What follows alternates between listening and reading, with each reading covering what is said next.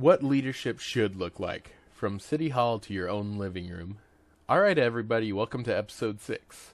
This one's personal because if there's one thing I've learned in life, it's this. Leadership isn't a title. Leadership is behavior. Leadership is who you are when everything goes wrong. A good captain goes down with his ship. You can have all the money, degrees, status symbols, or fancy job titles you want. But at the end of the day, leadership comes down to what you're willing to take responsibility for. And right now, let's be honest, we're living through a nationwide leadership drop. Not just in politics, not just in companies, but in households, schools, neighborhoods, friendships, everywhere. Everyone wants influence, but no one wants the responsibility that comes with it.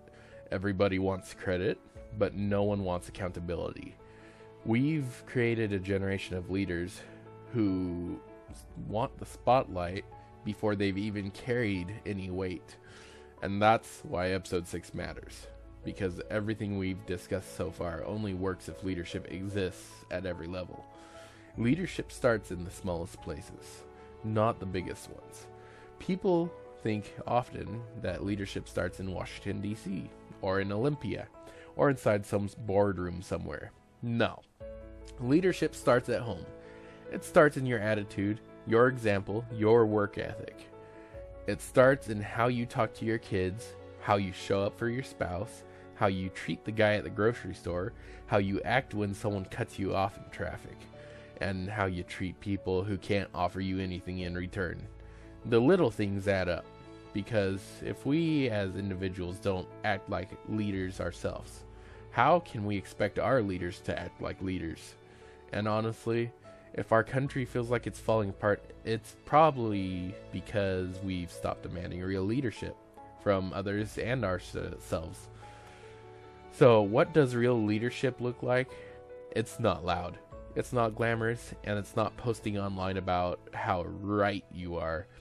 Real leadership looks like doing the right things when no one will ever know, admitting when you messed up, making the hard decision instead of the convenient one, staying calm when everyone else is losing their minds, and setting the tone for your household and not waiting for someone else to do it for you.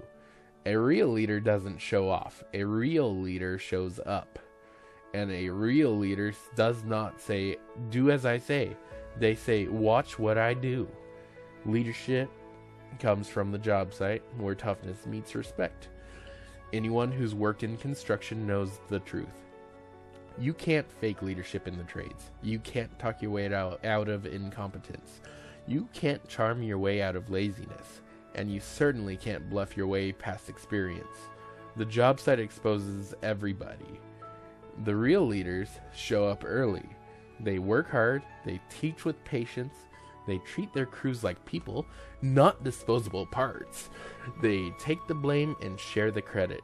They know that yelling doesn't make you respected, and they know respect is earned one decision at a time. And if the world had more foremen, superintendents, labor leads, operators, linemen, and small business owners running things, America would be running like a well-oiled machine here.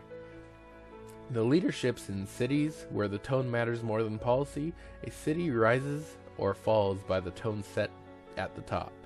Not the speeches, not the social media posts, not the press releases, the tone. The mayor sets the temperature, the city council sets the expectations. The community follows the example. If the leadership says, "We don't tolerate crime," the community stiffens its spine. The leadership says, "We're a city of second chances." People step up and help each other. If leadership says nothing, if leadership hides, if leadership avoids accountability, the whole city slides into chaos. Leadership at the state level, because courage over comfort, a real leader at the state or national level understands one thing. Doing the right thing will almost always piss someone off. If you are trying to please everyone, you're not leading, you're campaigning. Leadership means making decisions that matter, drowning lines where they need to be drawn, protecting the vulnerable who can't protect themselves, holding the powerful accountable, and doing what needs to be done, even if it costs popularity. You can tell the difference between a leader and a politician in one sentence. Politicians ask, how will this affect me? While leaders ask, how will this affect the people I serve? If more leaders asked the second question, we wouldn't be in half the mess we're in today. Leadership in ourselves is the hardest but most powerful form. You want to see the change? Be the one who changes. Not because you're perfect, but because someone has to go first. Leadership in yourself looks like taking responsibility for your emotions, not blaming the world for your problems, being honest about your strengths and flaws, showing restraint when anger calls your name, admitting when you are wrong, and choosing growth even when it hurts. The moment you start leading yourself, you start influencing others. And that's how communities change, one person at a time. So how do we kickstart this leadership revival, you ask? It's simpler than most people think.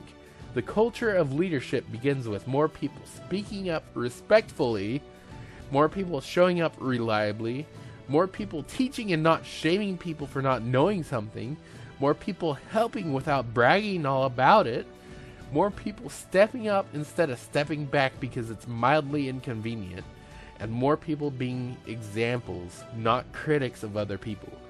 You don't need a title to lead. You don't need permission. You don't need training.